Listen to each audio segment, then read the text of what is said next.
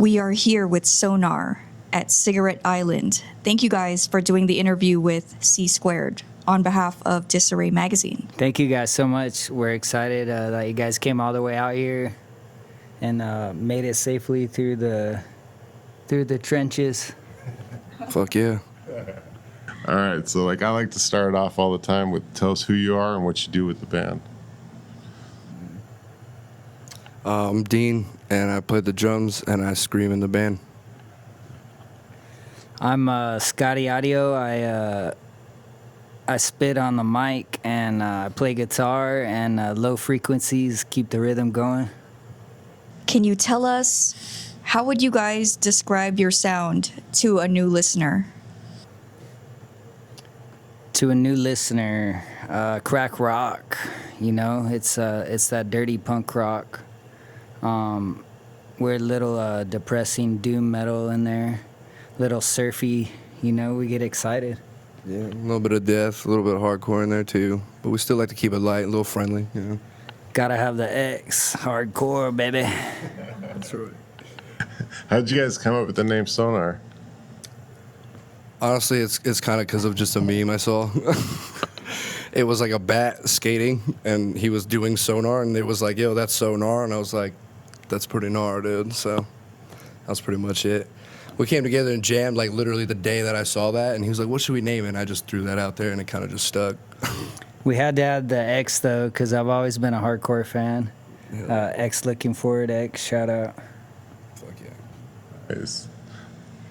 What would you say is your favorite song to play live? Mine would be Sonar. That's a good song to me. For me, it's got to be Resurface. You know, it just has a catchy hook, and recently I was able to connect with a homie that showed up to the show, and we're singing that together, so it was really special, you know. This song's Resurface.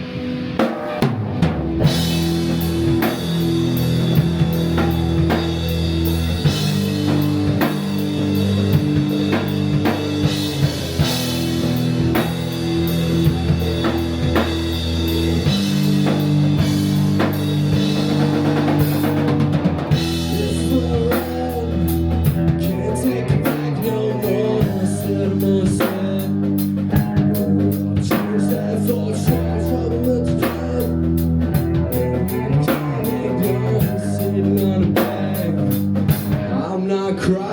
no more.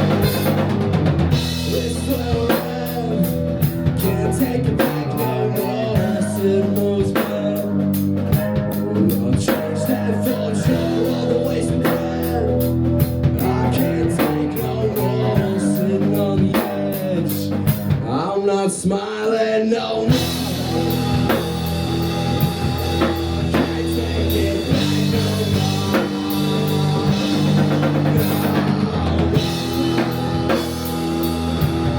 I can't take it back no more. Can't take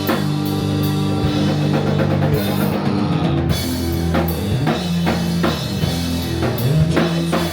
back no more.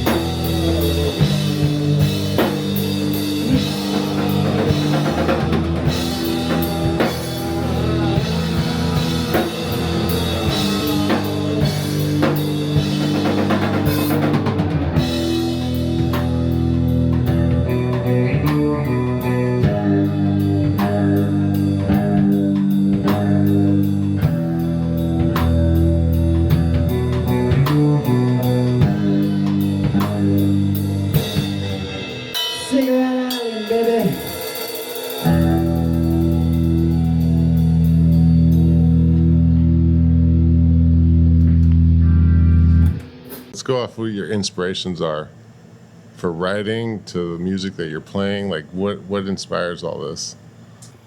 Shit. My inspiration goes back to the start of like Metallica and Slayer, Iron Maiden, that kind of stuff. It's like I was real into like composition back in the day, like writing. And I wasn't too much like into punk. I was a lot more into like the death metal, like the hardcore scene of, I guess, punk in that area. It was just a lot more like blast beats, you know, double pedal shit. And I feel like you were more like in the punk side, yeah. I was a lot of shit, man. I was like top 40 MTV, Uranium, new metal type of shit. And then Uranium was cool because they would show like the older or the like more underground metal. And I dug into the punk stuff in high school. My friends showed me all that stuff and really dug into that. My dad got me into the dance and new wave. My wife got me into the hip hop. Also, a lot of like 90s grunge shit I was really into. Like STP, Stone Temple Pilots. I fucking love that band. Scott Weiland. Rest in peace. Oh, hell yeah. Scott Weiland, man. That fool's a genius. Yeah. Can you tell us how you guys formed the band?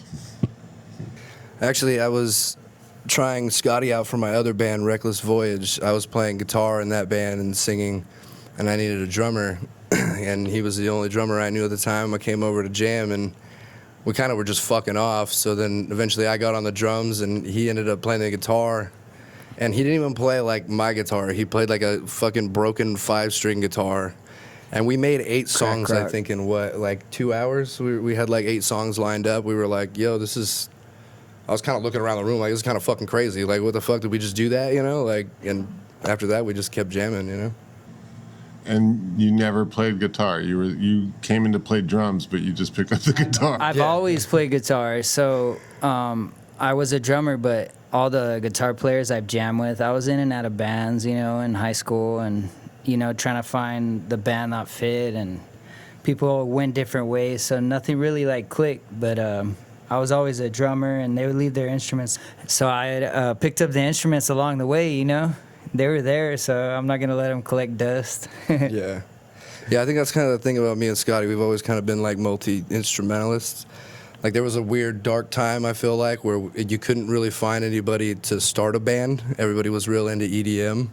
So like I picked up using like a fucking drum machine for a while. He was making beats. I think that was like even how we met, was beat making. Like he did beats. My buddy was like, yo, you do beats, he does beats. You guys should do some shit. That was like the first time we met, was from beat making. We did like one show at Friar Tuck's in Pomona or whatever. Yeah. Yeah. That show was cool. Yeah. How long ago was that?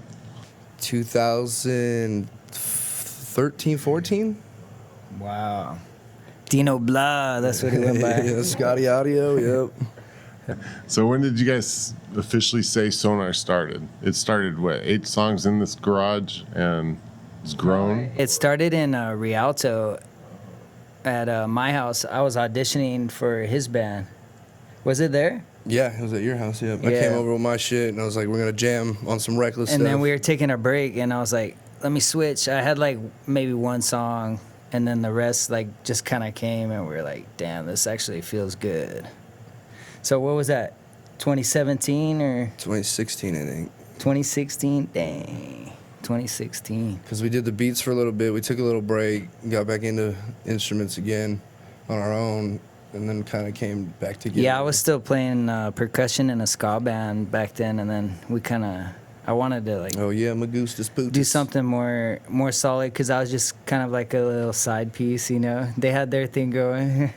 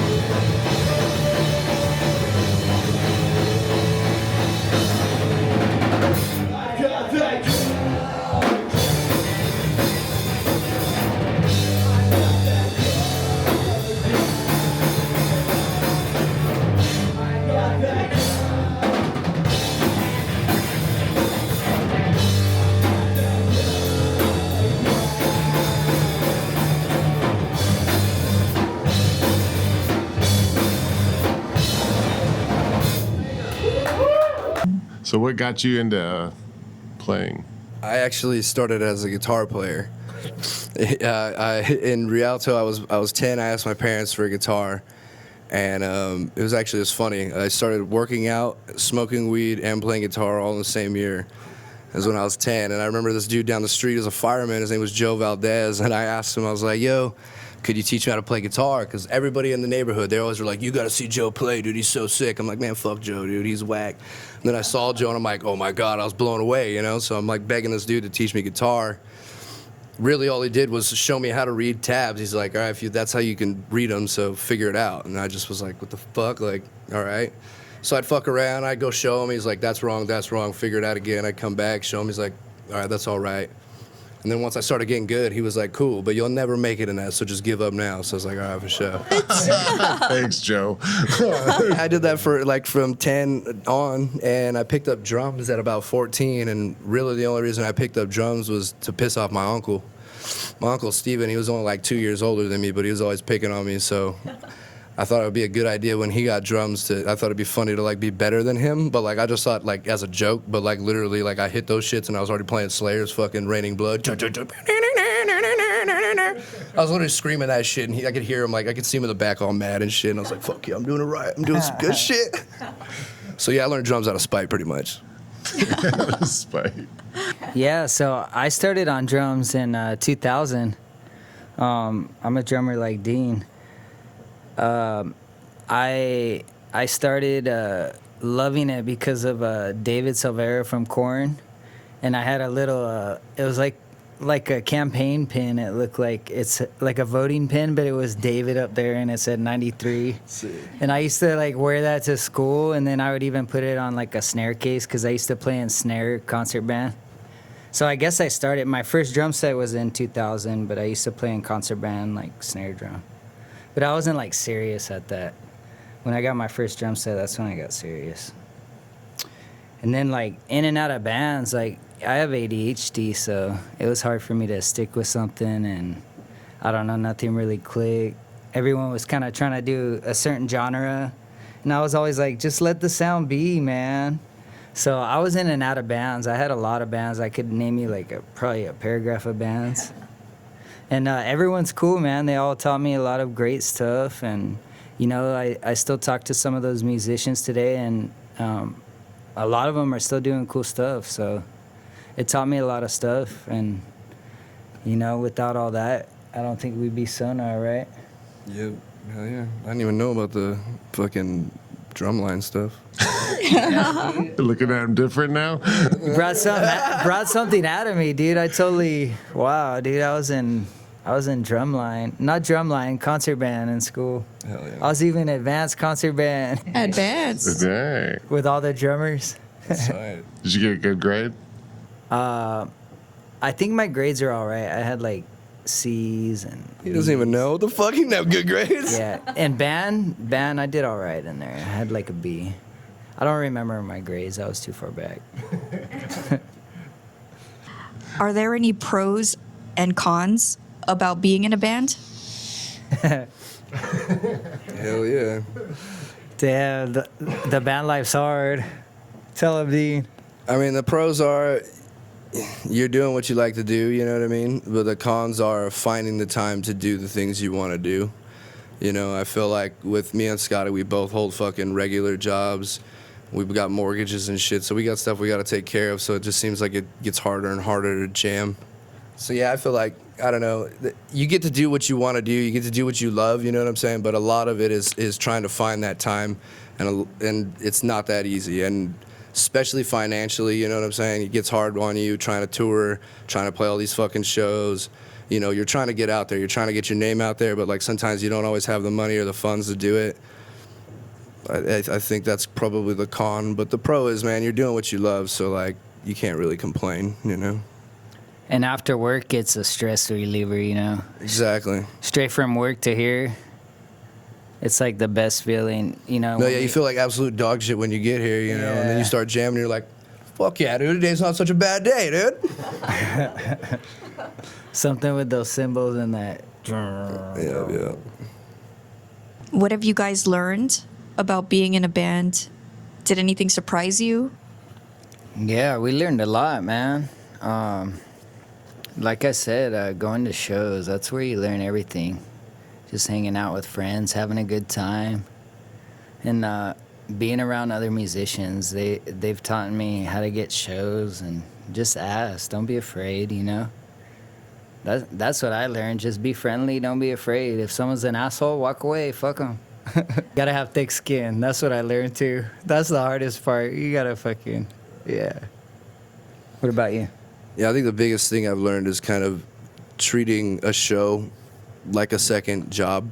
You know, I used to show up to shows like an hour before, like they tell you to, and you set up and you play, and then you sit around a little bit and you don't really mingle because you're shy and shit like that, and then you go home and then you're like, man, I feel like that was kind of a waste of my fucking time, you know? And it's true. Like, hanging out with Scotty and the way he is with his work ethic for fucking shows is, it's a work ethic. We get there early as fuck. We're there all fucking day. We talk to all the fucking bands. We make a point to say what's up, you know, tell them what we liked about their sets and shit like that if we did like it and stuff, so that, like, we're spreading the word, you know, and, like, kind of building a community. Like, you can't really get bands to...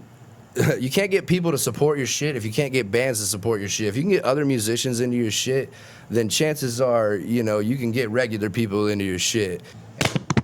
Mic drop. Mic drop. Half the time, that's all it takes is you just saying what's up, you know. And I know it's hard. It feels dumb, you know. But, like, I've watched Scotty go up to people and make an ass of himself, it looks like. But, bro, he does not care. He walks the fuck away, and I'm like, damn, that's some thick-ass skin, bro. I'd be so mad the whole night. I'd be, this motherfucker, fuck this guy, man. What the fuck, you know? And now because of this dude, I'm like, yeah, it doesn't even matter, you know? Like, it's like that one weird video that one guy's like, the guy just walked through our camera view. He's like, he doesn't even matter. He doesn't even, you know, we don't know what he's going through. He's probably dealing with some other things he wasn't even thinking about at all. You know, that kind of shit. Like, literally, like, everybody's going through some shit, so just be there, man. Support all the fucking bands, you know? Don't fucking leave early because you got to be up early, bro. We got to be up at 3 in the fucking morning, so we don't ever feel bad for you when you say you got to be up early, homie. Yeah. 3:30, I'm making coffee and taking my dog out to pee. Have you been this way your whole life? Which way? Crazy? Not even caring, you know, like how was that lesson taught to you? Not even caring? What do you mean? You think we don't give a fuck? He we doesn't. He really decaf. doesn't, dude. He doesn't give a fuck, dude. He doesn't. Like, there's people that say that shit. I'm like, all right, you give a little bit of a fuck. This guy does not give a fuck. I watched this guy jump up on tables and get shoved the fuck off and continue doing like he does. He does, man. He lives. I think it took a minute to open up out of my shell. Like, I think when SOxGNAR took a break, it really developed me as an artist. My wife helped me with music videos and different stuff when I was trying to, like, make my own music. I was playing bass and drums on my songs, trying to just figure myself out. And that was a trip because when we took that break, you did like a whole Spanish song too. Yeah. I can't speak Spanish. This motherfucker did a whole goddamn song in Spanish. I was like, what the fuck? I never officially released it on all platforms. I've been releasing some weird shit on it. You should. You should. That shit blew my mind. Maybe one day. I got a lot of stuff, but I always dabbled with different genres, and then my wife kind of helped me open up and build, like, my character and just not giving a fuck, you know? Like, I've always been social and, you know, like to say hi to people. I'm a people person, but, you know, the pandemic helped me realize, like, how important people are, you know? Yeah, 100%. Yeah. That is true. That's good. I know, because when first time we met you guys was at the Slipper Clutch, and it was like, I think Ariel brought you guys over to us. From CFA. Yeah, CFA. Yeah. Rialto forever, man. Fuck yeah. And it just, like, I was like, wow, these guys aren't, like, I didn't even know the energy you're going to bring to the stage because of the presence you brought when we first met you. I was like, oh, okay, cool. They're musicians. You can tell because they're kind of standoffish. But then once it was like, hey, SOxGNAR, and then it's like, bam, who the fuck are these guys? Don't they wear shirts? Like, what's going on here? And it was just like a whole different energy. Then after that, I could just see that was the outlet. Yes. To you guys becoming who you really are, because it's like, you know, meeting new people is always like kind of cringe at first and stuff you don't know. But it was like, it wasn't too standoffish. It was just like, nah, I'm like mentally preparing myself for what I need to go do. And that dude, you guys killed it that fucking night. And I was like, who the fuck? Another 2-piece band that kills it. Many out there. But shit. Yeah, so That shit was fun and magical, man. That view when you walk on the patio is just that so was dope. dope. Do you remember the best piece of advice anyone ever gave you? Yeah, it's from my buddy Kevin Taylor. He was my drummer for my other band. He's in Texas now. But one day he calls me really upset, and he's like, "You haven't called me in a week." I'm like, "All right." And he's like, "Motherfucker, I'm your drummer. All right? I'm like your fucking girlfriend. I'm your second girlfriend. You need to fucking talk to me. You need to let me know what the fuck's going on. If you're not going to talk to me, you need to tell me you're not going to fucking talk to me." And I was like, "All right, bro." But literally, communication is the biggest thing. It doesn't matter how uncomfortable the conversation is, and that was the thing. There was so many conversations I had with Kevin that I would have otherwise found so uncomfortable, but he made a point to get through them and, you know, not get like super confrontational, but really just get your point across, you know, what you're trying to convey.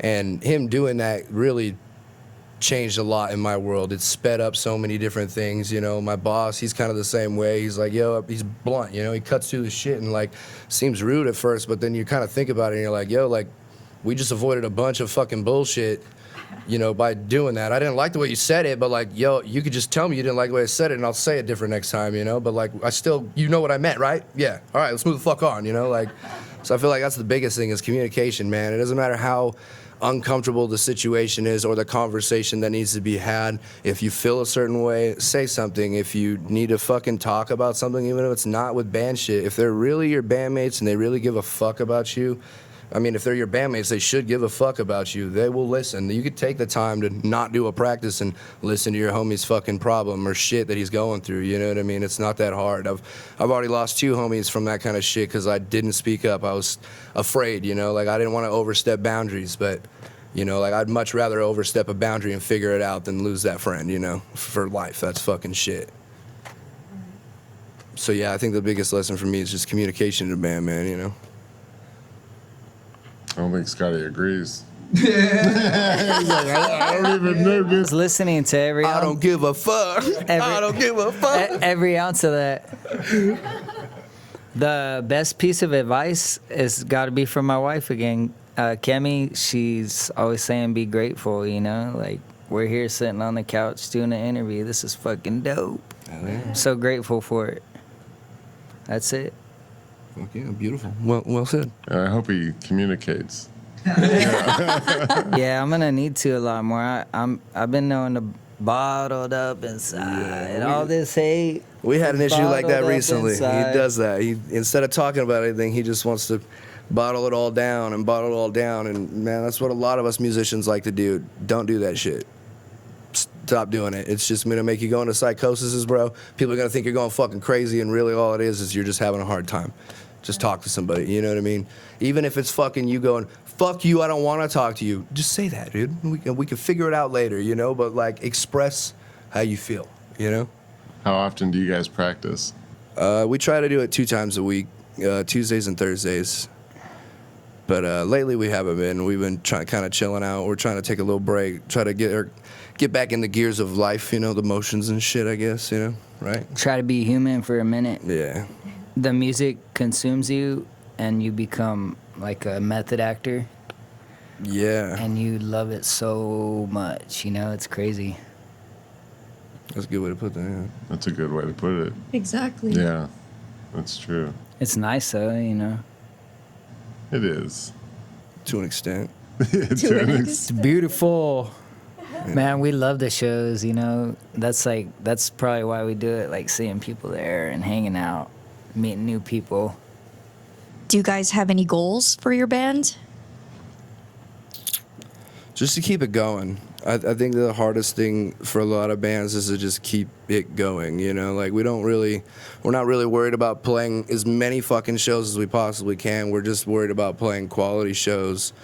Not really so much, like, in location and shit, but more so, like, is it something we feel like, have we played there before? If we've never touched that area, fuck yeah, you know? Because we just want to get the word out. We don't care where it is, as long as it's somewhere we've never been, somewhere new. It's just exciting, you know? Yeah, I definitely want to spread out the U.S. more and get out. I think New Mexico, Tahoe, like the bordering states is probably next and easiest to do, you know, start there and see where this wagon takes us.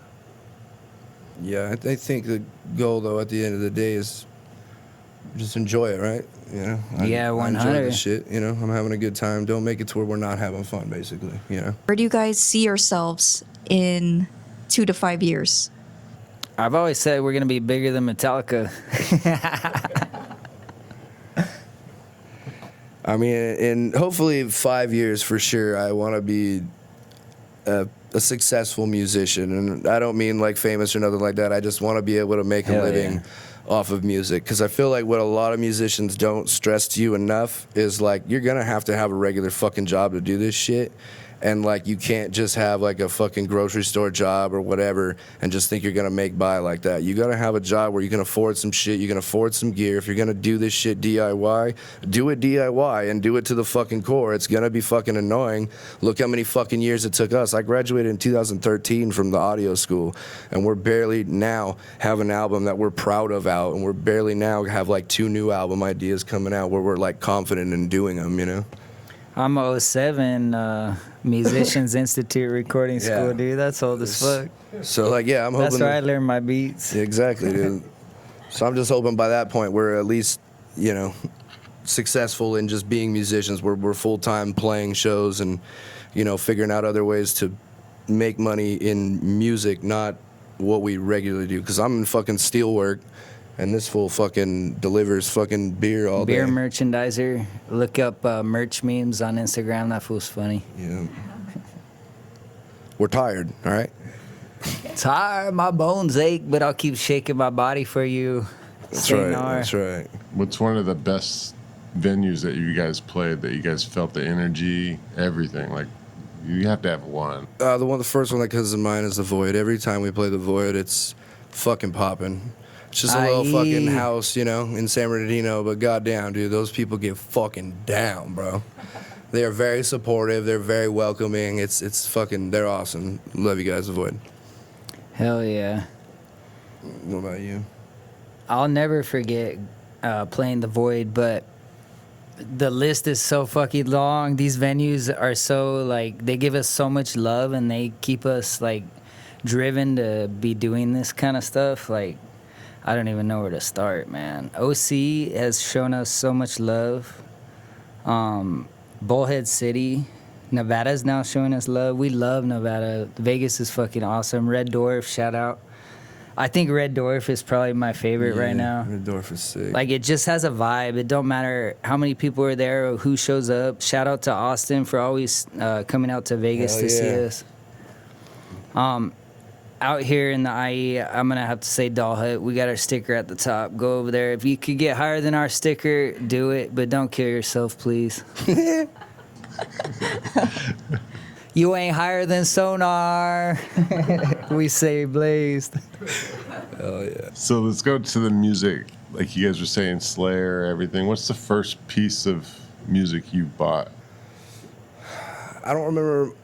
Okay, I guess my first. See, I didn't really have to buy any CDs. I had a cool uncle named Johnny, and he always would burn me CDs of shit he thought was tight. So I was always on game with like what was older shit that was dope, you know. But the first album I physically remember that I got to buy was Smash by The Offspring. And there's actually a funny story about that. We went and we played a show, and Noodle was there. And I just remember looking to my right, and I just went, yo, I fucking bought that CD when I was a child, and that's the only thing that kept running through my head. And then now all of a sudden I couldn't go say hi to this dude like I normally fucking would. I was just like, he's a god, stay the fuck away from him. So I just avoided him the whole night. But yeah, that was my first fucking album was Smash by Offspring. Shout out to Noodle. Shout out Noodle. What a night. How about you? What was the first piece? The first album I bugged my mom to buy right after school was on a Tuesday at Warehouse Records, was Dead Sea. They're a LA band, and they play undercore. It's like bubblegum death metal. That's what they call it. And I got to show the camera. Here's my tattoo. Shout out to Dead Sea, because this fool's going through some addiction shit, and it's not good. But Dead Sea's fucking dope. Best band in the world. How'd you hear about Dead Sea? Dead Sea, man.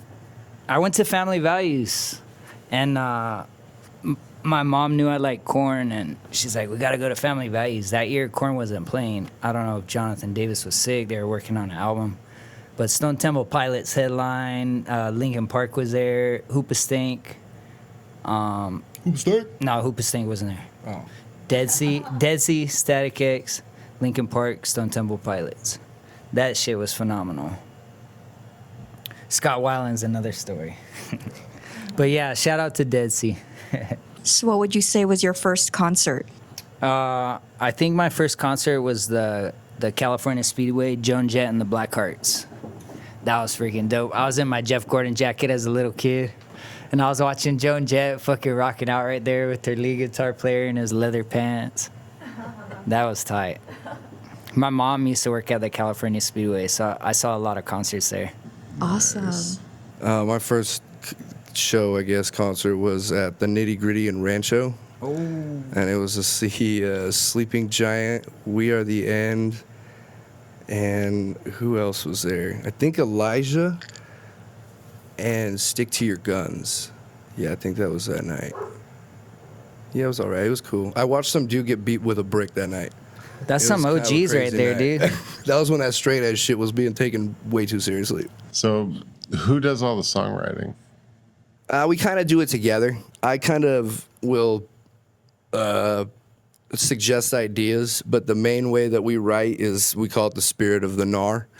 And it's just kind of, we just hit shit until things start sounding cool, and we kind of look at each other like, oh. You know, and then once that look kind of happens, we know like it's time to reiterate whatever the fuck we just did to try it again, you know, and see what comes of it. And usually after like a couple jams, I'll be like, wait, let's do this and let's fucking connect this to that, and then we'll take a break, we'll pause right here, and then we'll try this, and then we'll do it, and we'll be like, all right, let's dog shit, let's do it again, let's do this, fucking change this, and then eventually we have a song, you know. But I think the way we're able to compose the way we do is just because I'm a lot more critical. I'm a lot more like, that's dog shit, that sucks, that's fucking ass, just throw that away. Whereas Scotty, anything I throw at Scotty, he's like, whoa, man, that was cool. Like, and he's so genuine with it. Like, I believe that shit every time, to where things that I would totally overlook, we end up trying again, and like, it's fucking sick, you know what I mean? Like, so I feel like Or it's, it doesn't work. It could yeah, or go it doesn't. both But ways. Yeah. a lot of times it's fucking mind blowing how crazy it ends up, how crazy cool it ends up being. You know, that was the majority With of a different drum the beat or fucking something. album. You know, yeah, exactly. How does your recording process work? So we jam out the songs a bunch, probably for like a good 3 months. Just kind of dial them in, and then I'll just set mics up in here. I have a couple good mics I use. I got the M5s from Sennheiser, I think. Or no, Rhodes, sorry. I use those as my overheads for the drums. I got a little Beta 52 for the kick, and then I think it's the MK 114 for tom, and then like the AK 14 for the fucking low tom. So I just do like a little mini setup, like 7 output hookup for the drums. Do the same for his guitar, the vocals, everything. Yeah, we pretty much just do it all here. I try to treat it as good as I could, you know. You can hear like dogs and shit barking, but we just try to wait. We listen. We're like, all right, now go, and then we'll fucking record it, you know. A lot of, I feel like the recent album we did, we waited on the lyrics till after. So a lot of it was like written as we're recording it. Yeah, definitely. Yeah, the music was written definitely first before any lyrics were put in. It was more of the energy had to be there in the songs before we even thought about lyrics. That was really. a little different, and I feel like we took more time on that one, and it was more well thought out compared to like our first singles and demos that we put out. Yeah, definitely. So have you guys always just wanted to be just the two of you, or would you ever consider adding other members to the band? The gnar has forced us to be a 2-piece. We have tried to be a 3-piece. We've tried to have bass. We tried it with just 2 guitars. Yeah, exactly. We've done everything we could, and it always always just been- ends up being me and Scotty. So we're not trying to disrespect the NAR. We're just following orders. You know, we've been trying to bring Marcus in to play bass for us every now and again, but you know, we try to like justify it to the NAR. We're like, dude, we need it. If we don't have bass in this song, it just doesn't work. There's some songs that, you know, you actually do need a different bass line than the fucking guitar's doing, you know, like, and the NAR's been accepting of it, kind of, you know. So we've been walking on eggshells with it. The gnar. I know it sounds crazy, but when we play sometimes I feel something tugging on my guitar. It's fucking weird. That's you running around in your cable. Yeah, exactly. That's just I know. cable getting caught on It's shit. my long ass cable. My long ass cable and the tokes I took. It's stuck underneath the kick drum. Exactly. He's pulling my kick away. Scotty, no! That's hilarious. That's what's pulling on it. You're pulling my chain. But you say you guys got like a pretty tight group, just you two. So allowing, like, say, Marcus to come in and hit the bass line on a couple songs, it's not jeopardizing anything because you're just like, hey, it just sounds good with the bass. Would you ever consider? You think the NAR would ever allow it to be like, hey, let's put him in for full time, put a bass player in? Maybe. We just got to feel it out. We've been jamming, you know, and seeing how it feels when we jam, but it really depends on the room, you know what I mean? There's some songs, like Marcus, luckily he knows to play what to play and doesn't try to show off or do any extra. He's like, this is what it needs, so I'm going to give it that. So, like, I think that's why he's kind of been welcomed into the room, you know, because he's not forcing his way in. He's like, you know, so maybe there probably would be a possibility at some point. A lot of the stuff we've been writing for Cigarette Island, not this next album coming up, but the album after that one, is he's got a lot of bass lines on that one, so we'd either have to figure that out or put him in regardless, you know what I mean? So suck it, Nar, you're gonna have to figure it out, dude. Yeah. Marcus has always been there though. He's since the Damn. beginning, you know. He's always selling merch. He's giving us a spot to rehearse, you know. He's dope. Hell yeah. He's helped us on a couple songs, you know. I remember Fucking popping off. He wrote the Popping lyrics off. to that. Yeah, dude. He did. That He was snuck that in, dude. Me and him were sitting there believing we wrote that shit, but he's sitting behind us like, third eye open, two closed. And we're like, yeah. And I'm yeah. You know? It was this fucking how do the whole you sing time. this song? I got this. He is Nar then, right? How am I gonna sing this, you guys? I have this weird ass guitar riff, and it was so hard at first. I had to like listen to it on my headphones at work over and over and over just to get the lyrics down. Yeah.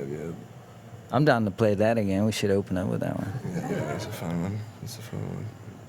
So is there any difficulty levels by playing the drums and singing and trying to keep up with Scotty over here too? Like, Yeah, I probably shouldn't be playing the drums and screaming like I'm screaming. I already gave myself a fucking hernia from it.